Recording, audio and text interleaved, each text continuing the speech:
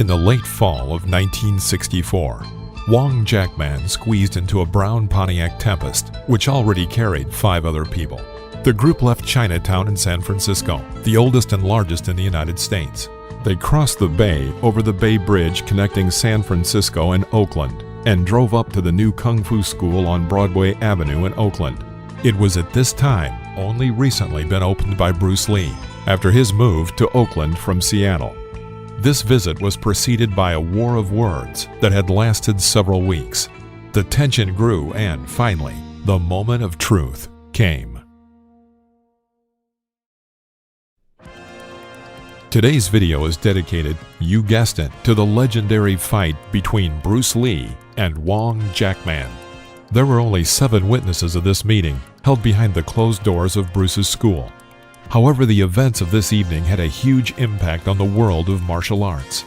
This battle not only influenced the formation of a man who would soon become the most famous fighter in the world, but also became a key moment in the confrontation between 2 philosophies, traditional and modern mixed martial arts. The fight with Wong Jackman was a turning point for Bruce Lee, after which he created a philosophy of battle ahead of his time by decades. We can safely say that Bruce Lee became the forerunner of modern MMA.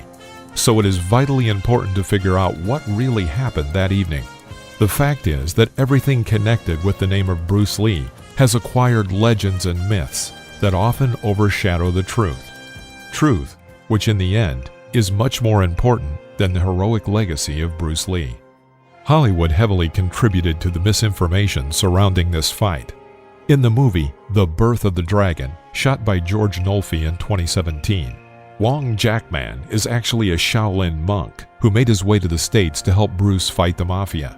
This fiction is joined by the 1993 film Dragon, the story of Bruce Lee, in which Jason Scott Lee played the main role. You may remember him from his appearances on television. In that film, the fight takes place in front of the secret council of the ninja and ends with Wong's vile strike to Bruce Lee's back. In fact, the real story is far more interesting than all of the senseless Hollywood cliches. For those that are interested, we will now explore what led to this fight. For those who simply want specifics about the battle, timing marks will now appear on the screen, so you can skip ahead to that point in the story. And so, we begin.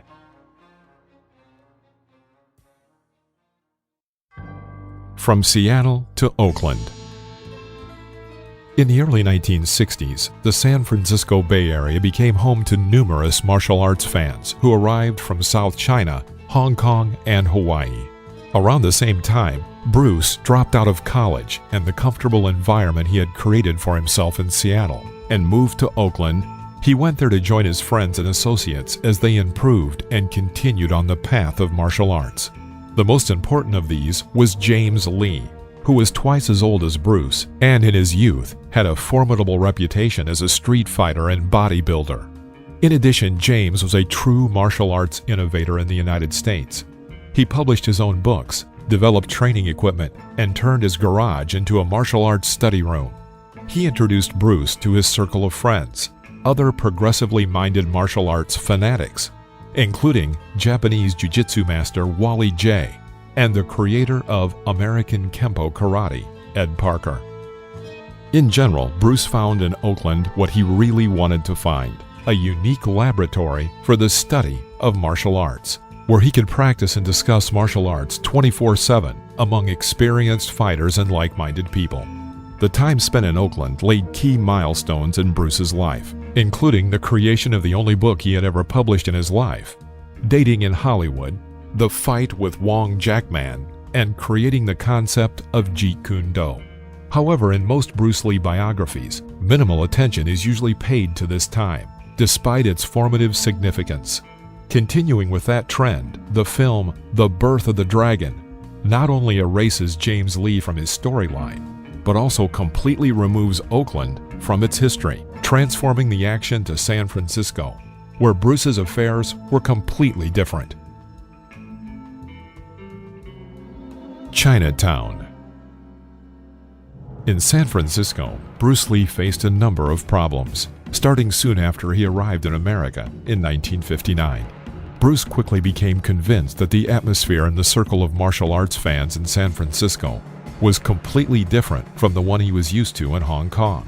For 3 decades, the Wu Lin policy, the name for the traditional Chinese martial arts community in Chinatown, was defined by 2 representatives of the local Tong, the so-called secret Chinese societies in the USA and Canada.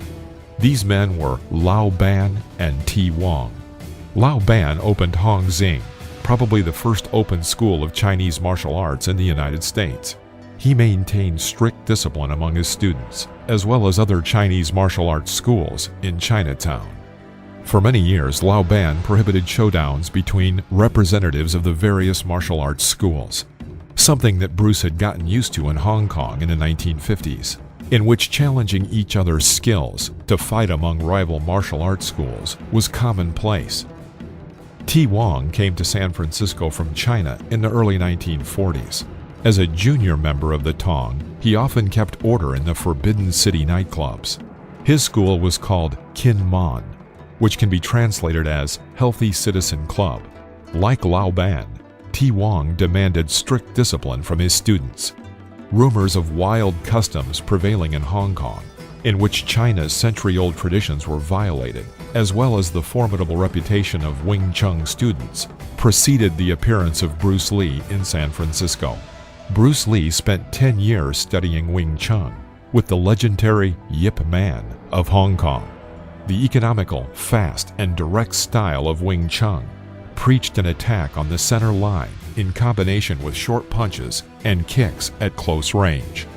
The style had a reputation for being practical and effective, which was of paramount importance in the streets of post-war Hong Kong. Immediately after his arrival in San Francisco, Bruce Lee attended Lao Ban's school. When Bruce arrived at Hong Xing, he did not know anything about the rules in San Francisco, says Sam Lu Yi, who was one of Lao Ban's senior students at that time. At this moment, 7 or 8 students attended the lesson. He tried several of our exercises and stated that Wing Chun is better. Naturally, the martial arts teacher took him out of the hall. Right after that, all the doors in Chinatown closed for Bruce. These conflicts only increased over time, as Bruce Lee was not shy about criticizing the traditional school's approach to the study of martial arts. In a book published by James Lee, Bruce dismantled and mercilessly criticized the techniques from T. Wong's books, published a little earlier. Naturally, these insults did not go unnoticed. Therefore, the opinion of T. Wong, who called Bruce a dissident with bad manners, was shared by the vast majority of Chinese martial arts communities in Chinatown. And so it happened. At just the right moment, Wong Jackman arrived in San Francisco.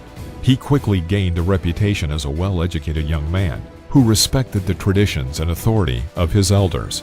And at the same time, he was a great fighter. He became the first representative of the Northern Shaolin styles in Chinatown and impressed everyone with their demonstration. In many ways, this style was the exact opposite of Wing Chun. Sweeping kicks and kicks from long distances, in combination with acrobatic elements.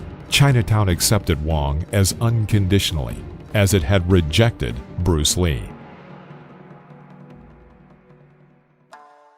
Dissident.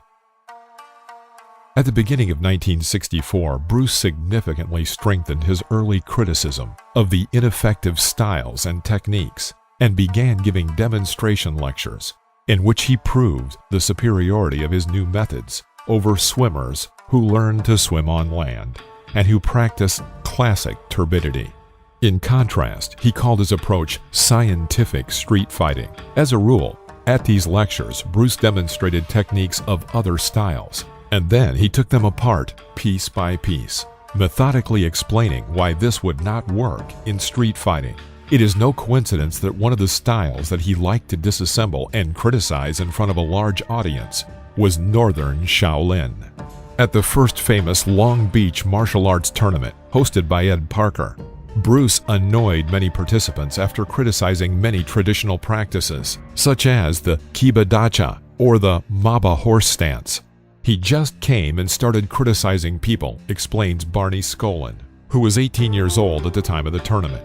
Although Bruce's appearance at the Long Beach tournament is often portrayed as a triumphal success, many of the participants do not hide the fact that they, at the time, considered him an impudent person. Clarence Lee, with more than a half-century experience, recalls, "Guys practically stood in line to fight with Bruce Lee after his demonstration on Long Beach." In the summer of 1964, Bruce Lee accompanied Hong Kong actress Diane Chung Ven, the Chinese Marilyn Monroe of the time, on her promotional tour of the U.S. West Coast to support her latest film. This led them to the Sung Sing Cinema, located in the heart of Chinatown, San Francisco. Naturally, Bruce could not miss such an opportunity to make his demonstration, which further enraged the representatives of Chinese martial arts in San Francisco. In this demonstration, Bruce called traditional Chinese martial arts old toothless tigers. Naturally, such a hint could not help but touch Lao Ban and T. Wong. It was an insult to two highly respected members of the Chinese community, made by an arrogant upstart. At this point, a confrontation was inevitable, given that several years before that, the martial arts community in Seattle challenged Bruce for much smaller statements. Japanese karateka Yoichi Nakachi challenged Bruce during a similar demonstration, in which Bruce criticized karate. Yoichi pursued Bruce for several weeks. When they finally got together in a duel, Bruce literally destroyed Yoichi by conducting a series of quick punches and ending the fight with a knockout kick. The whole battle lasted 11 seconds, and Yoichi was hospitalized with a fractured skull. It is strange that this meeting is usually hushed up as insignificant, although in reality, it's an indicative example of Bruce's future. The Forgotten Fight. Why did Wong Jackman challenge Bruce? Now we come to the most interesting part of the story.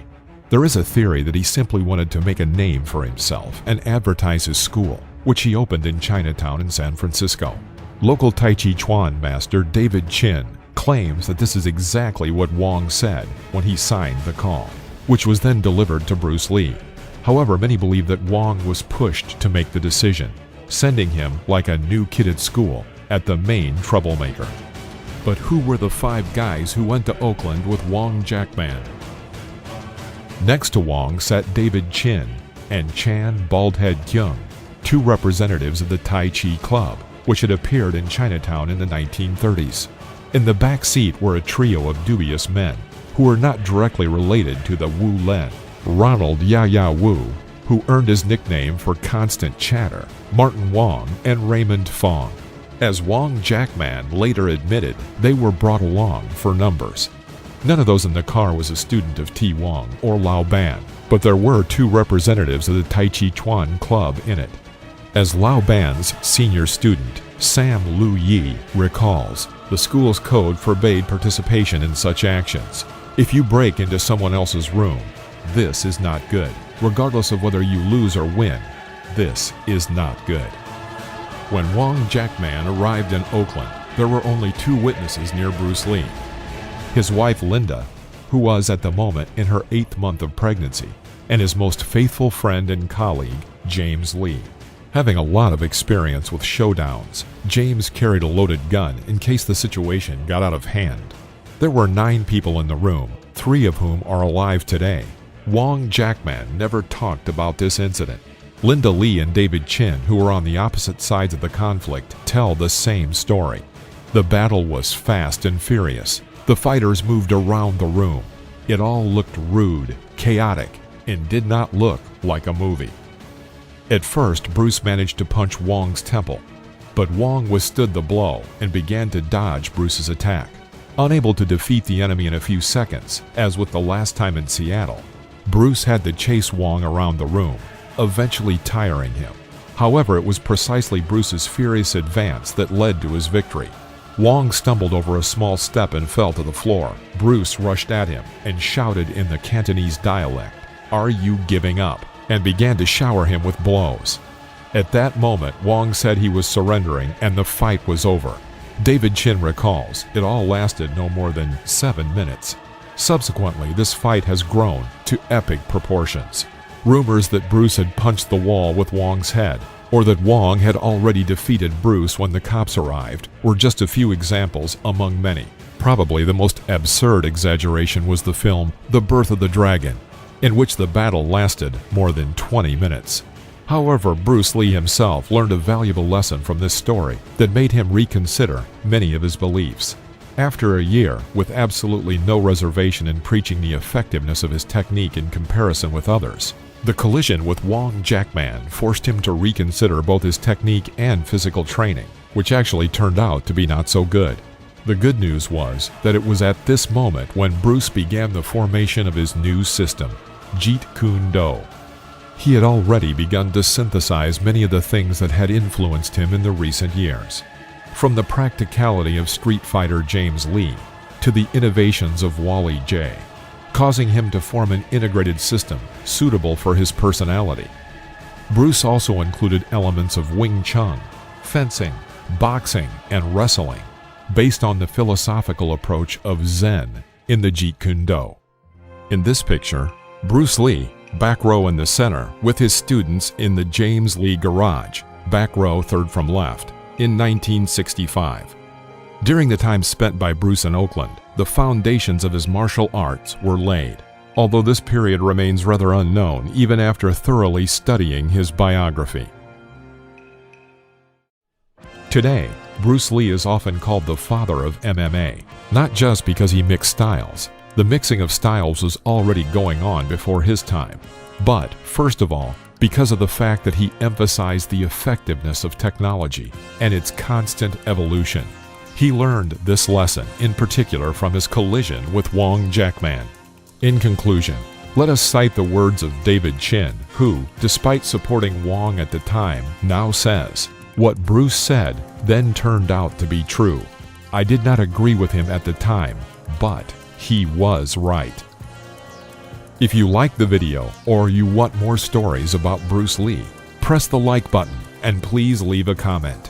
See you next time.